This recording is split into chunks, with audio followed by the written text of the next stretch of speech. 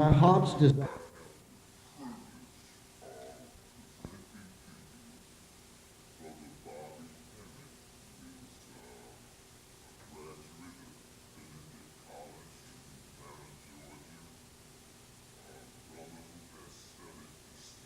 Other than a little rush thing. So we'll be dealing with that also today too. I'm very happy to be here. In-house at Transatlantic Production. I met Brother Clemson Brown at the Melanin Conference this year, and our relationship has become very close. And he is also a brother like I am of the Order of Melchizedek and the Great Brotherhood of Sirius that we'll deal into also today. So we're going to deal with a lot of things. Now, first thing we're going to do is just get this glass of water. We're going to pour libations. So, Apit, Ashe, Osar, Ashe, Heru, Ashe, Aset, Ashe, Awas, Ashe, Thunderdog, Ashe, Astyle, Ashe, Mamu, Ashe, Pele, Ashe, Het Heru, Ashe, Obatala, Ashe, Shango, Ashe, Imenja, Ashe, Orisha Oku, Ashe, Oya, Ashe, Olodarun, Ashe, Ogun, Ashe, Elegba, Ashe, Ptah, Ashe, Ra, to all the gods known and unknown. Ashe, to all the ancestors known and unknown. Ashe. So we can pour these libations and we'll get right into what we're going to deal with. The first thing we're going to deal with is because we have a lot of scholars out here that don't want to deal with Atlantis. Well, number one, Atlantis did exist. It predates Kemet, but now we'll understand now that this was all one landmass at one time. And not only was it one landmass, we also understand that Egypt was one of the capitals of Atlantis. Now we have proof coming from Nexus Magazine, May 1994, where they have temples, a temple of Anubis, or Anpu, in the South Pacific that actually deals with this particular. Here's a picture of Anpu on the wall, if you can focus in on that. There's a picture of Anpu or Anubis on the walls in a temple in the South Pacific, and it's saying in actuality that this Kemite mythology, they have carbon dated this, and it dates all the way back to Atlantis and Lemuria, which can go thousands and thousands of years. And we're going to deal with also unwritten history today with these particular monuments also too. So these are documents and all based on Atlantis with different hieroglyphic inscriptions and different things and all, and different hieroglyphic inscriptions on this particular article that the white boy is also dealing with. And it also deals with DNA, which is also melanin. You need to get some books too. We always give you references, and some of the best references for that is Atlantis and Lemuria by Rudolf Steiner, as well as for Atlantis. Then you have Lemuria. You would also have the Children of Mu, the Cosmic Forces of Mu, and the Land of Mu, or Mu by James Churchward. Not Albert Churchward, but James Churchward. So this is some actual documents. Now that we have documents of Atlantis, as well as a lot of documents are also left in what you would call India, because that was all Indus Kush at that particular time. And so what it is there's nothing new under the sun, as well as only that which has been forgotten. You understand? Now we understand that also in the bottom of the British Museum, as well as the University of Chicago, they have documents on Atlantis, which Kemet went all the way back to Atlantis. We even know now that Osiris was a god of Lemuria. And when we deal with the Sphinx, that's over 2 million years old, we'll go into some deeper mysteries also too. Now, for the first thing that we want to start off, with the temple that contains the inscriptions of 90,000 years old. And that particular temple is the temple of, excuse me, let me get this right, is the temple of Dendera. Now, Dendera has inscriptions in it 90,000 years old. Even though this particular temple was one of the latest temples built, it is one of the oldest temples. Why? Because they built this temple off of an older temple that they tore down. And the inscriptions, there was inscriptions in the wall, in a crack in the wall, that told them how to build the newer temple. We're going to treat this very careful, because we're going to treat this particular situation with Dendera with very authenticity, and also we want to treat this very with a fine-tooth comb, because this particular temple of Dendera also indicates where we are going as black people, as well as the temple of Edfu and other things that we're going to get into. Now, this temple of Dendera, what you see here is a remake of the temple of Dendera. And what I mean is I'm going to show you Dendera in its ruins.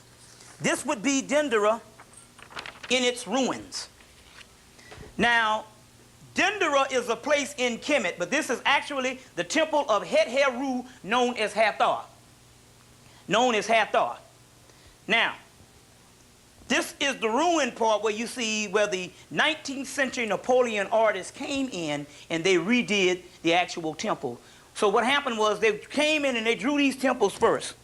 Then they did what you would call the representation of how it would look in ancient Kemet. And this is the remake of that particular temple. The one that would look like how it would look in the ancient Kemet. Now you see heads here of the goddess Hathor, even though the white boy put a little bit of wider noses on, keener noses on them. The noses in actuality were in fact wider noses and all. And I have, let's see, I have a color picture of the temple of Dendera also. This would be a color picture done by an artist by the name of David Roberts. And there's a greater picture, but they don't show this picture much. And it's done, did you get a big good view of that?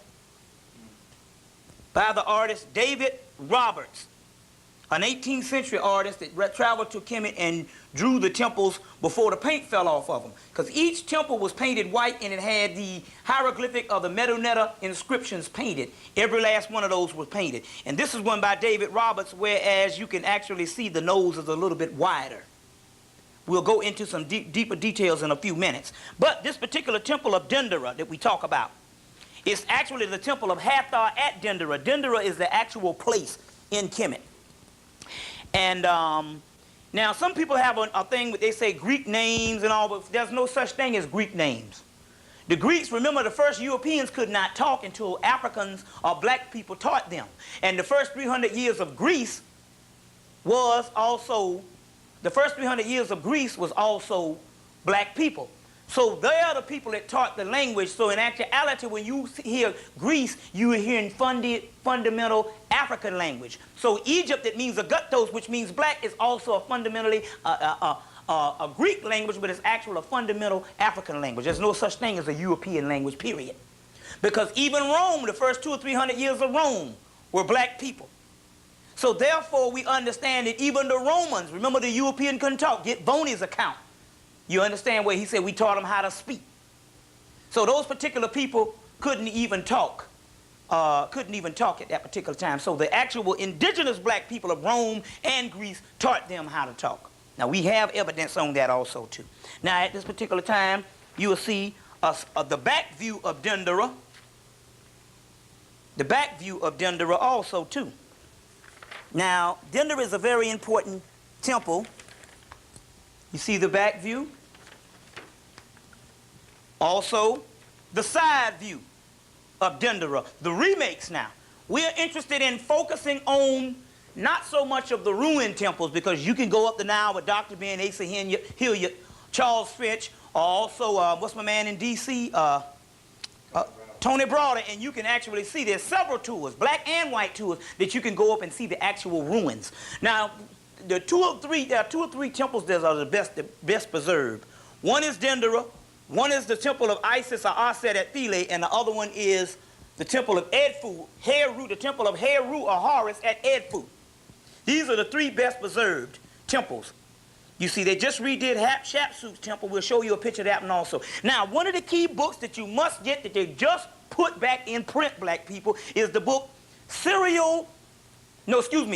Brian M. Fagan's book, The Rape of the Nile. This is a book that was also recommended by John Henry Clark to most people. It was been out of print, but now this particular book has now been released back in print within the last month or so.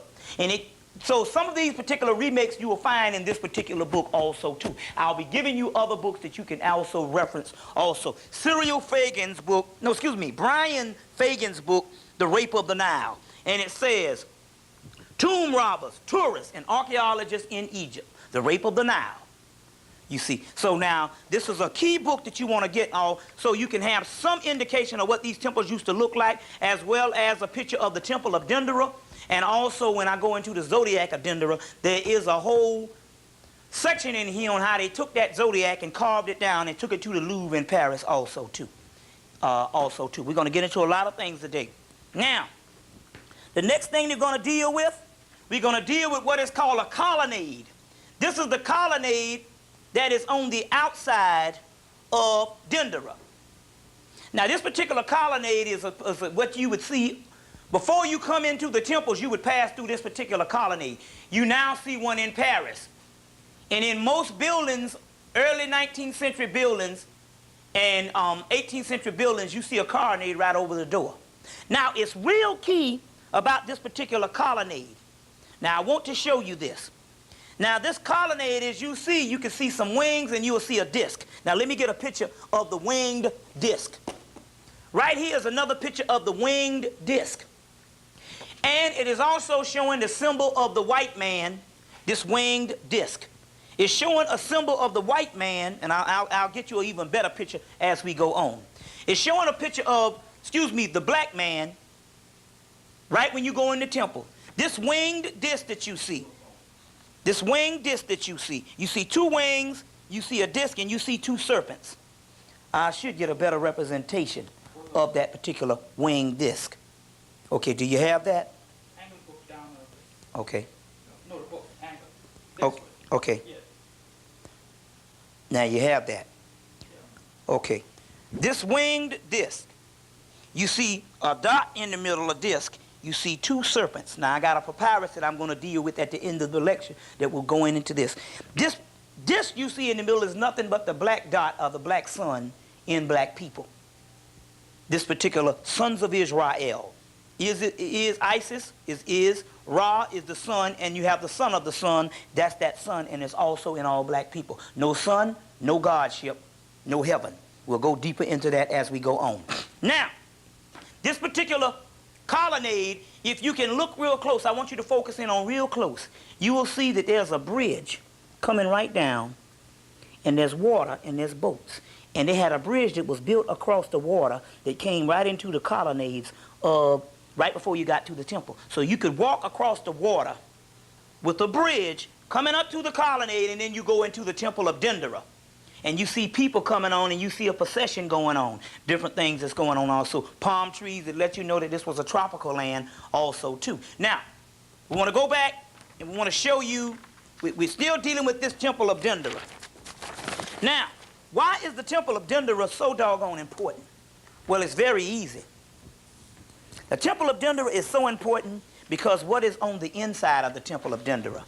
What is on the inside of the temple of Dendera is the famous zodiac of Dendera, or the zodiac of the temple of Hathor. Now, this is very key. Now, if I may, I'll show you some things. I'll point out some things. This zodiac has the symbol of the heavens. It has the pictures of Isis as the pillars of heaven, and her son also, Heru, as also the pillars of heaven also. This particular stuff that's going on the inside is nothing but all of the stars. It represents all of the heavens. Right over here you see is a picture supposedly of a black woman that says, as above, so below. That's the law of correspondence, which means as above, so below. Now, based on as above, so below, what you have is, this is the sky, this is the universe. And on the earth plane, you have the god of the earth plane, which is in fact the black woman. Even though, is it not written in your law that ye all are gods? John chapter 10, verse 34 to 36. The good book you need to read called Ye Are Gods by Annalise Guerin that deals with that. But this particular, the supreme microcosm of the macrocosm is the black female that you see right here stretching out her arms. Also represents the goddess Nut stretching out her arms also. Now, it's real key because on the inside of this particular zodiac, you have a picture of a hippopotamus goddess. And she's giving birth to a dog. This hippopotamus goddess represents the constellation of Draco, the triple blackness of space, that gives birth to her first son. That particular first son is Sut, Al-Sut, which means the god of Sirius, the star Sirius. So the triple blackness of space in the northern hemisphere of the universe called Draco. She gives birth to her first son in her south gate, which is her vagina. And that first sun is the first star in the universe known as Sirius, or Sothis, or Sept, or Soot. And that particular star is the central sun of our particular universe. It is our sun behind the sun. You have the sun that you see out here is nothing but a reflection of a greater sun. That greater sun is the star sun Sirius, which is the brightest star in our constellations, as well as the true father of our particular universe. But the key to this is that father has a mother. There is no such thing as a father that deals with this woman. So when you talk about the father in heaven, you're actually talking about the son in heaven. And when you talk about the son of the father, you're talking about the grandson, or the son of the son. But the supreme archetype of heaven is the mother, known as the goddess Kali in India. It's known as the goddess Apit here, or Tyert, or the goddess Nut. Now, Apit, or Tyert, is this hippopotamus goddess that gives birth to this little dog, the dog star. You see, the actual dog star. So this is very key. Now, she gives birth to the dog star, and then all of the other stars and all of the actual other parts of the zodiac comes into view. Now, this particular zodiac of Dendera is real key for one reason. Number one, this is an astronomical zodiac. Now, you got to understand, there is astrology and there's astronomy. Astrology, astrological, is based on the stars in this particular, basically around the sun. You understand what I'm saying? In our solar system. Astronomy, or astronomical zodiac, deals with the zodiacal universe. This is an astronomical zodiac, which also is in this astronomical zodiac, astrological zodiac. Now, the book that now this is a key book. It's called Cyril Fagan's book. It's a book that the white boy took off the market because he was a part of the Royal Astronomical organization in England. He found out, well, the white people were saying, well, we can't deny that Egyptian was the inventors of astronomy, but astrology, that's a whole other thing. That's Greece. So this particular white boy went back and studied the temple of Dendera and all of the other temples, and he broke down that, found out that in actuality that astrology was also started in Kemet too, and there's no kind of science that don't come out of Kemet or Egypt. Now, he found this particular thing out, and they threw him out of the actual Royal Astrological Society, and as a result, he wrote a book called Astrological Origins by Cyril Fagan that now is out of print, but with some luck, I do have a copy of the book, so we can either get that printed or also, too, you know, Raoul Nefer talks about this particular person in his book, Medunetta 1. Also, too, Medunetta 1. And also, too, you can also go to certain libraries and get this particular book. I think the last printing was 1972 by Llewellyn Publications. Now, so this is an astronomical zodiac. Now, this particular zodiac, like I said, in this particular temple was built in Kemet, and it was, even though it was built in the Ptolemy period of the Greece. Now, the Greece really didn't run Kemet. The Greece was actually scared. The Greek, excuse me, was actually scared of the Egyptian priests. So they would go. So the Egyptian priests would come to them and say, "Now we need a temple. You know what's going down?" And they would give them the money to build a temple or the manpower for at this particular time with the Ptolemies when they were ruling. For the simple fact that they were scared and all of the actual Egyptian priests. So they did muscle around the other people. They didn't go up against the priests at this particular time. The priests understood in divine prophecy that the Greeks had to rule as well as Kemet had to fall. We'll get into that in a few minutes. Also, so they built this particular temple, and they tore down an ancient temple. And the ancient temple that they tore down had a hieroglyphic based on a papyrus, a crack in the wall, and they actually fashioned the actual temple. So even though the stones, and they always use the older stones, they use the stones from the older building to build a new one back. So even though this is a newer temple, it contains the oldest and it is the most complete findings in the world is in the temple of Dendera. And this zodiac is approximately 90,000 years old. This is what you're seeing right here. And on here it has the origins of the black woman being God and woman being God, period. The great microcosm of the macrocosm, which the triple blackness of space is called chaos. the womb of the universe, because everything is born from a feminine principle. Check. Now, let's go on, and we'll deal with some other things. Now, Dr. Ben said that, now, based on Brian Fagan's book, Rape of the Nile, you're going to find out that the French blew this thing down, and they took this particular zodiac to Paris. It's in the Louvre in Paris, and they put up another plaster zodiac. Now, what had happened was it was the Russian who was going to get this zodiac. So the French, the Britons were coming was coming to get it. But before they got there, a French cat took some Arab help and blew it down. And on the way taking it to the ship, it fell into the Nile, and they needed more help, but they got it up out of the Nile, and they took it and they put it on a ship and rushed it to France before the British could get in and get it. You understand what I'm saying? So it's, the original replica is now in the Louvre in Paris, in the Egyptian antiquities also too. Very key, because everything is in here. Now, when we deal with the actual star systems of all of these particular temples, you're going to find out that all of these particular temples are based around the star system Sirius, which is called Syriac architecture. That's the key, because that is the monument, that is heaven, and these are the monuments of heaven. Kemet was known as the heaven on earth. So as we go on. So Dr. Ben said that this is a fake one. He said there's a square zodiac, but he was mistaken for the simple fact that this is the real one that's in Paris. And the square zodiac was also on another side of the room. And that other zodiac on the other side of the room is this particular square zodiac. 2 levels of that square zodiac also. Now you want to get deeper into the astronomical part of the temples and the breakdown of the stars and the temples. You need to buy a book by the name of Norman Lockyer, or Lockyer, Lockyer, J. Norman Lockyer. And that particular book is called The Dawn of Astronomy.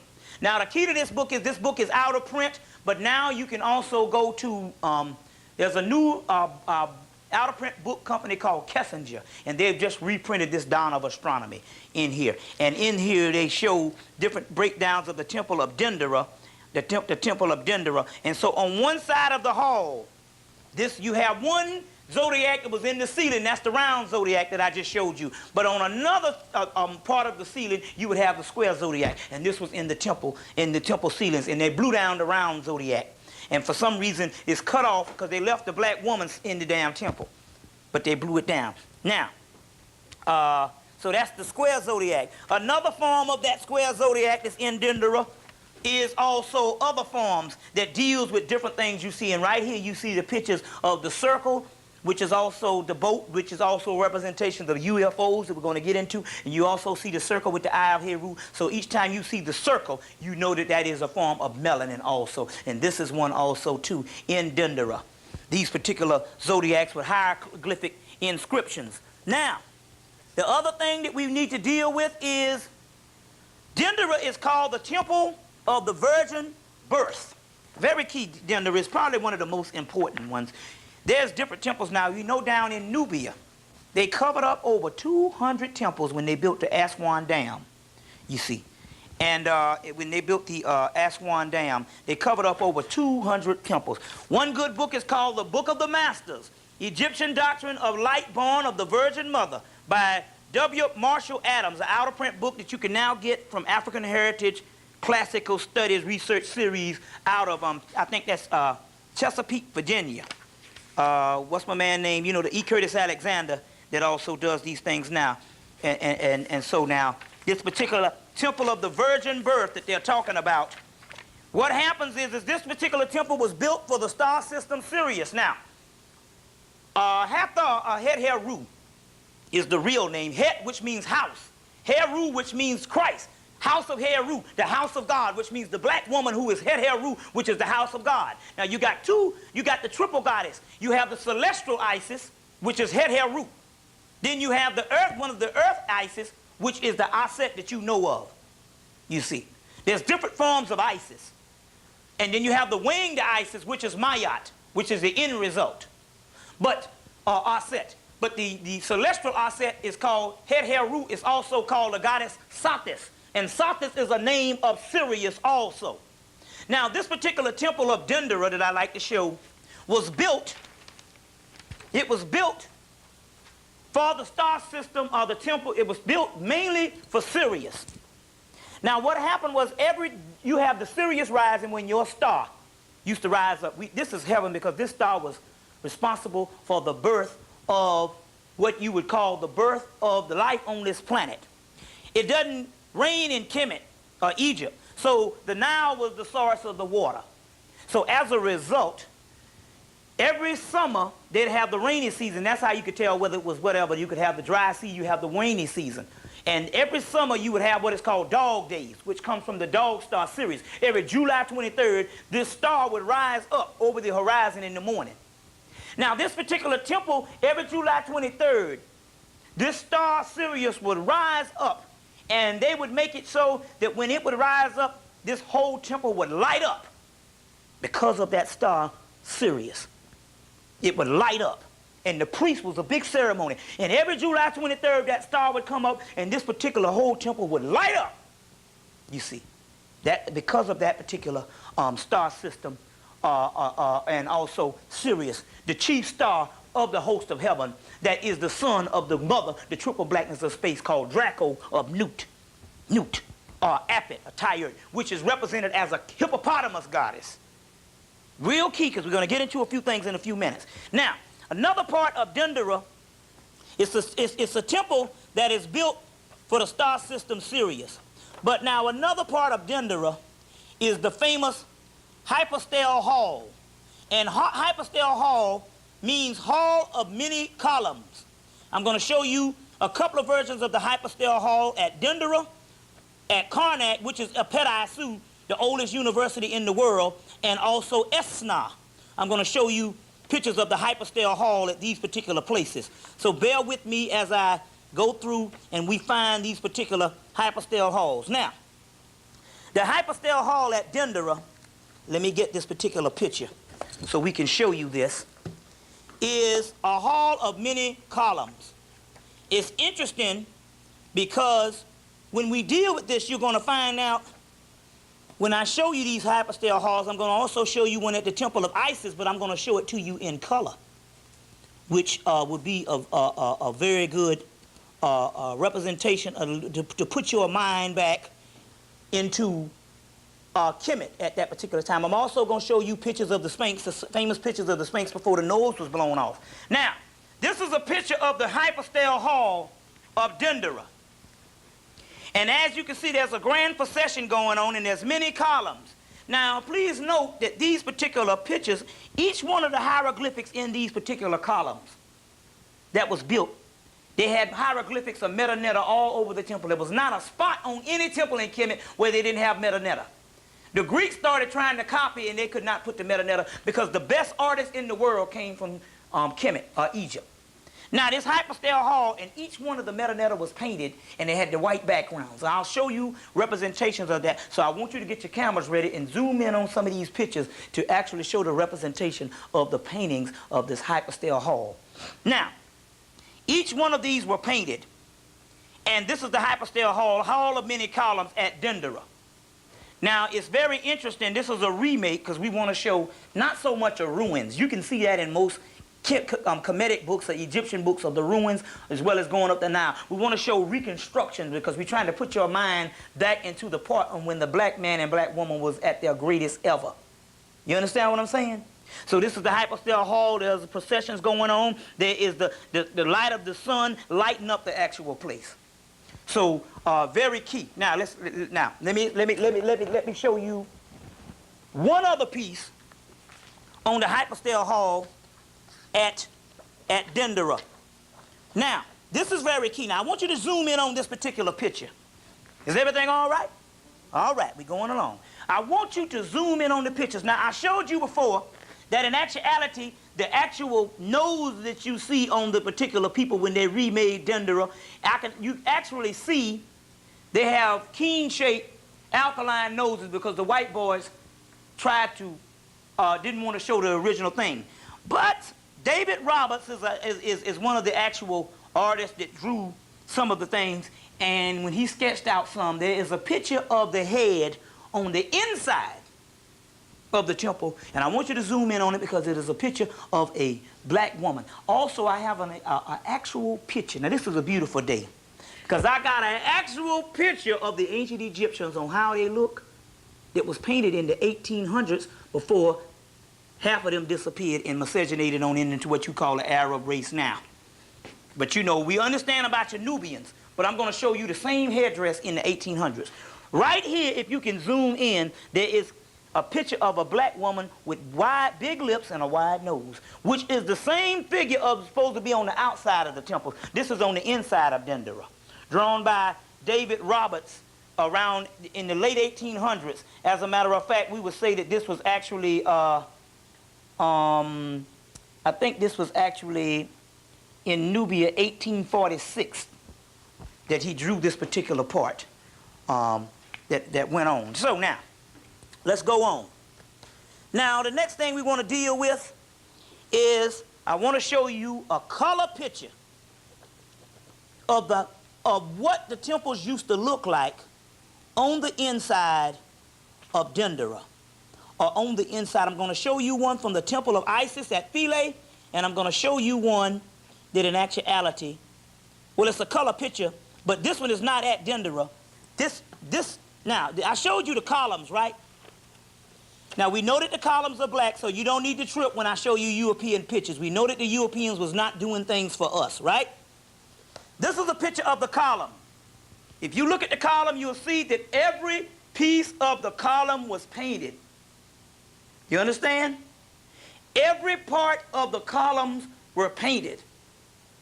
And this is the column at Dendera. Now, let's go on. I also want to show you a real picture, color picture, of the inside of the temples. This is a color picture, and as you can see, I want you to zoom in on this. And as you can see, every particular piece of the temple was painted. Background was white, and the meta on it was all colored. So even though the outside of these temples that they drew this way, they didn't have time to color them in, but this is how the outside looked also too. Show you another representation of a colored temple. This temple is the colored from the with full color of the temple of Isis at Philae, which was the last temple that they closed. And right after they closed this temple, Europe went into a dark age. And this is also the color of the temple. This down here and also up here, you saw the different things. Every part was colored, even though they got a little bit of pinkish looking people on there. We know the deal. You understand that? Did you get it? They can lean those to us, have the top to lean towards us, and it takes the glare off. Okay. That's the color. That's the color. I want to get that shot in there. All right. Let's go on. Now we're going to deal with the famous temple of Karnak, which is called a Apet-I-Su, or as Dr. Ben called it, Warit. What Dr. Ben calls it, Warit. Before we go on this, like I said, this is another color picture of Dendera before the color fell off. Now, this has got to be the best painting in the world because the French didn't even get there till the late 17th century, late 1800s, early 19th century. You understand what I'm saying? And, late 1700s, early 1800s, which is the 19th century. And this paint was still on there from 2,000, some of them 3,000 years old. Check. Let you know that not only were they the best artists in the world, they said they would have 3 men working on one arm of a big statue at one time. You see. 3, 4, 5 men, and they would get it done like that. Interesting. Let me explain one thing right quick before it gets off my mind on how some of these temples were built. Let me explain this right quick. Let me show you what they used to do. They used to take a temple, and what they would do is they would build the bottom part. Then they would put sand right here. Then they would stand on the sand and they'd build the next part. Put sand there, stand on the other part, put sand there until they built it all the way to the top. They would go in where these particular columns, build the bottom part, sculpture it, put the sand, and they could build a wall. They could just stack stuff on it, and then they would clean the temple out. This was one of the methods of building the actual temples. They would fill them up. Each when they wanted to go up certain levels, they would fill the actual thing up on sand, because they didn't need to deal with scaffolds as much, for the simple fact that they had to have detailed art. And you could read these temples like books, and it's written in the stone, and most Christians can't get around that. We can take them right back and show them the origins of the Bible, the Quran, and anyone right in the stone. Now, be sure to note that every temple that I'm showing you is, even though some of this stuff dates back 3,000, 4,000, 5,000 years, it's still late stuff. You see. Remember now, we didn't need temples when we were as on the same level as what we were when we was in Atlantis and Lemuria, because our Akashic records was open in our mind. And we had cosmic memory, universal consciousness, the Christ consciousness, and cosmic consciousness. We only needed to build the temples as libraries and different things like that so we can read them as storybooks when our third eye and spiritual chakra system shut down based on this third dimension, and the vibratory rate of the earth fell. So therefore, in order to obtain this cosmic consciousness, you had to go to the mystery system in Egypt, which preserved the science of the Akashic records, which would usually be in your mind, but you're getting ready to go back to this now in the later days where you won't even need this stuff. It'll be in your mind. Check. All right. Everybody's Akashic records. Want to deal with one other thing with the temple of Dendera. From the ceiling of Dendera, the temple is dedicated to Hathor Het-Heru, the Virgin Mother. This is the zodiac. It's probably called the planisphere. It's called, instead of a zodiac, it's called a planisphere, that manifests the intimate connection with the past of the celestial taken by the departed, the holy dead, in the interest of light. Now, we also have a breakdown of that particular temple of Dendera, which you have the star Sirius. This is also called, the key to that is the star Sirius, that's called the primordial star of all times. And a lot of that stuff is coming from Mariette's book on Dendera. There's a particular person that wrote an 18th century Egyptologist, wrote a book. His name was Mariette. It's an out-of-print book on Dendera, and he did most of the work on Dendera, which we had, which is key because that zodiac is very, very key at this particular time. Now we're going right on. The next particular temple that we're going to deal with is the temple called Hypostyle or Karnak. It is the largest temple in the world. It is a half a mile long. No, it is it is a mile long, half a mile wide. You understand what I'm saying? That means that would take up 2 or 3 blocks, maybe more than 2 or 3 blocks. A mile long and a half a mile wide. The complete 20 blocks. That's the complete layout of Dendera. Real key at this particular time.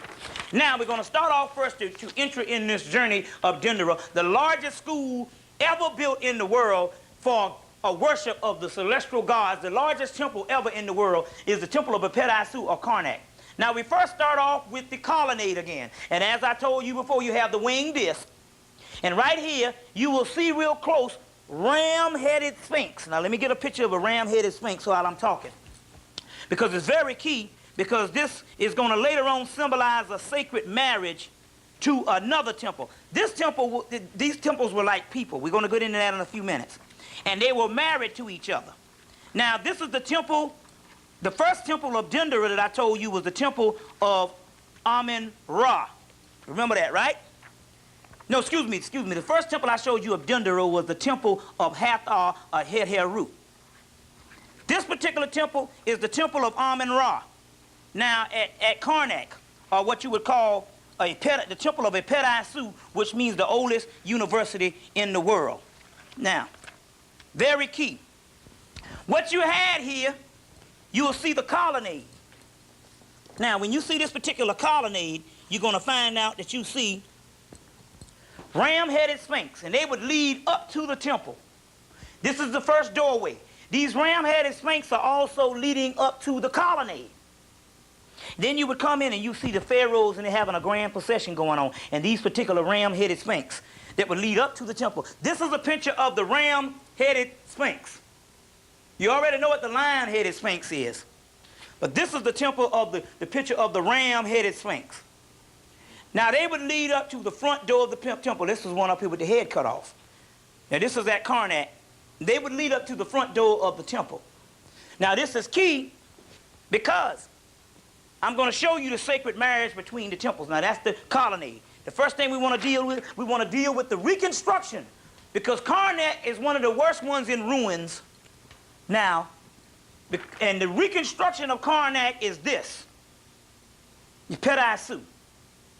And what you see here, and I'm going to break this temple down, and I'm going to somehow try to show you each section, because the temple was too large to put in, to show the whole temple. I'm going to show you a grand layout of each section of the temple.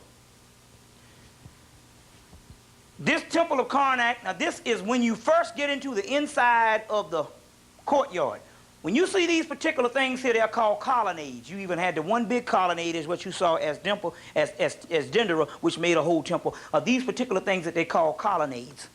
There's a building in Atlanta that now is built of these particular colonnades. I'm going to get into what is called civic architecture. And we're going to show you what they're doing now in the new Atlantis called Atlanta, Georgia.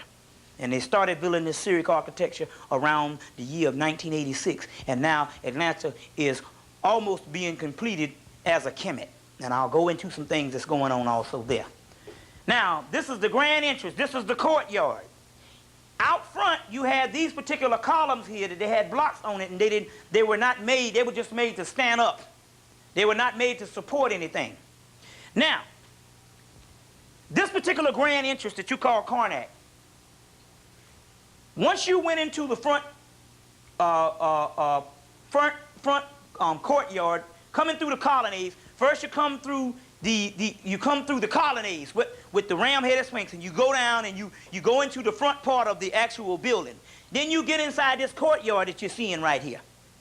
Now, you getting good pictures of this? Great. You get inside of this courtyard. Then the next thing is you're going into another part of the building, which is on the inside, which is the Hypostyle hall, which means halls of many columns. When you get into the other part of the building, you go into this particular part. And these are these great columns.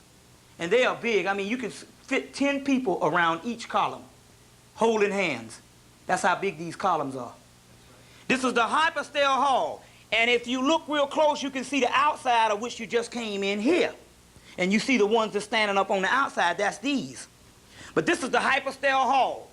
Hall of many columns is what it is called. This is the grand Hypostyle hall of Karnak, which is the biggest Hypostyle hall in the world. And it is an awesome structure. If you would actually see these things, the real pictures. But I'm interested in showing you reconstructions. Other people can show you, you can buy any books and see the other ones, that's no problem. But what I want to show you is reconstructions based on Napoleon's artists. When they went in, they drew the ruins. Then they drew the reconstructions of this particular Hypostyle hall. Let me show you the ruins right quick, if I have some. Let me show you the ruins of Karnak, which is a body of ruins. Now you stick with me, because I'm going to show you some stuff that deals with the whiteboard tonight, and a whole temple that they tore down in Kemet because they didn't want you to see the inscriptions.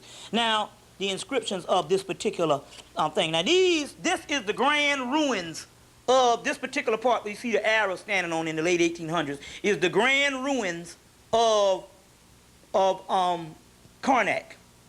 You see, right here, you see this that's going on. Now, I want to show you some other things right now. Now, look at this. We showed you the Hypostyle hall. The next part we're going to show you, we're going to break this thing down. I showed you the ram-head Sphinx. Now, when I go to the temple of Luxor, I'm going to tell you about the lion-head Sphinx. And I'm going to show you that. I'm going to tell you about that because it symbolizes a marriage between two temples. Now, this is the grand layout of the temple of Hypostyle. You see the Sphinx coming into the temple. Then you see one part of the temple. Now let's break this down. Let's go step by step. This part of the temple that you see right here, this is the grand layout. Right here. Huge. This is the hypostyle hall. When you see these dots, it's showing the actual layout of the hall of many columns. These are the columns that I first showed you standing on the outside. This is the inside wall. These are the two colonnades. These pictures, these dots are the Sphinx. This is how it actually look. These columns are standing up here. You see them right here. The hypostyle hall that I just showed you, you see them right here. Now, this is the first part that we're going to deal with. The first part, we're going to deal with certain sections. The first part, you see this doorway here. You see these colonnades, right?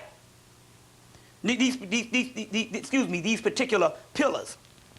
The next part you see is this is the side, how it really looked in the side way. You understand? Okay. Now, breaking it on down. The next part we're going to deal with is the hypostyle hall. See if I can find a picture of the hypostyle hall. This is the hypostyle hall. This is the hypostyle hall. This is the dots that you see here, which represent the columns. This is the hypostyle hall. This is the next part. And this goes with this. So the temple goes like this. Let's fold this and put this together. You want to show it? You get it on tape. Whatever. The temple goes like this. Now, because we had to blow this into sections. So this is the second part. These are the halls of many columns that I first showed you. That's the second part. You got that? This is a statue of one of the kings, the pharaohs. This is the first part. Now that's the second part of the grand hypostyle hall. This is the outside courtyard. Then you're going into the inside because you see the top on it. Right here is another temple. Right here is another temple of another part. Now let's break this down. Let's see if I can see that temple. Yeah, it's right here too. It's a temple that's on this. Here's a form of that side of that temple. So we have the particular temples now. Okay, now going right along, I need the blueprint to another temple of another. The next section that we're going to deal with. Bear with me. Okay, because this is such a big place. These are the next sections. They had to break them down in twos. Then you go from one section to another section, and then you're getting, this is the middle section. Now this is a front view of some of the last sections that you're going into. And this particular front view, you still see other columns. You understand what I'm saying? You still see other columns. I think this is also the hypostyle hall. Then they show you the pictures of obelisks and other columns that's broken down throughout the whole temple. But this is a front view of that particular part. Here's another front view of columns that's dealing with obelisks also too. And you can see here this, which is real beautiful. You actually see different pictures of I think that's Osiris, or Osir. And these are particular parts. Now we get to the real juicy part. And this is the last part of it. Now we're going to go into one of the last pieces. Now, there's a smaller temple that is built at this particular grand temple. This smaller temple that is built is one of the most sacred temples of the world.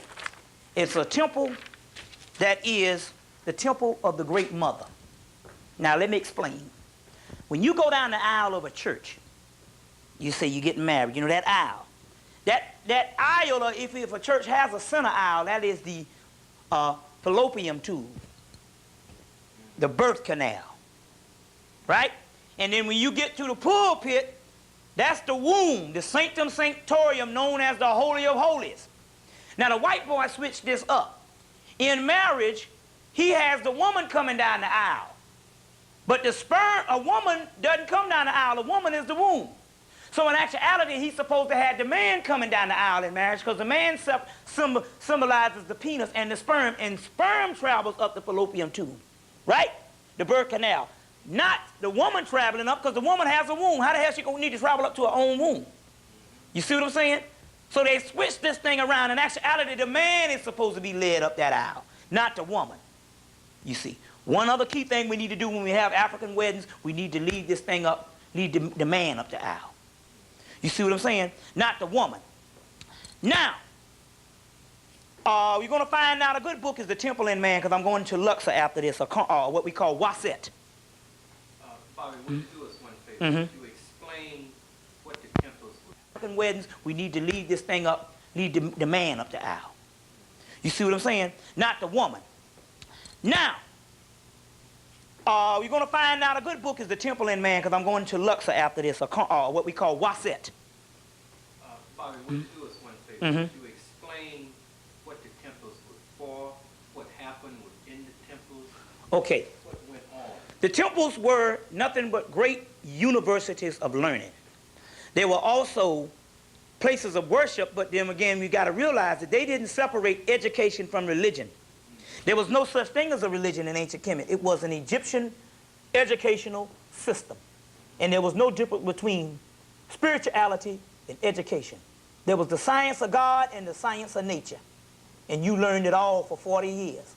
So the priests used to, these were their training centers for the priesthood, like the UCLA and different things. But it was also temple worship for the people that lived in Kemet also too. So what went on there? Anything from spiritual operations, physical operations, spiritual learning, physical learning, well, you know, rote learning, and spiritual worship. Now also, it was interesting because the Egyptians used to do this. At one time when you lived in Atlantis and Lemuria, what had happened was you used to have this knowledge on the inside of you. Then after the knowledge shut down, yeah, we can take a chair. You know, make sure you're comfortable. Then after the knowledge shut down, because we got all day. Did you get that straight? Get that straight? Did it cost anything? Yeah, well, whatever. We got all day. Now, what happened was, at one time in history, you were in touch with the spiritual world because your spiritual centers was open. Your pineal gland, your crown chakra, your crown chakra, all the other chakras. You got 12 major chakras, but your 7 major chakras, the ones that you see, were all open. So at that particular time, you had direct contact with the spiritual world. So now, there was a certain amount of physical operations and things you did when you got sick. But what happened with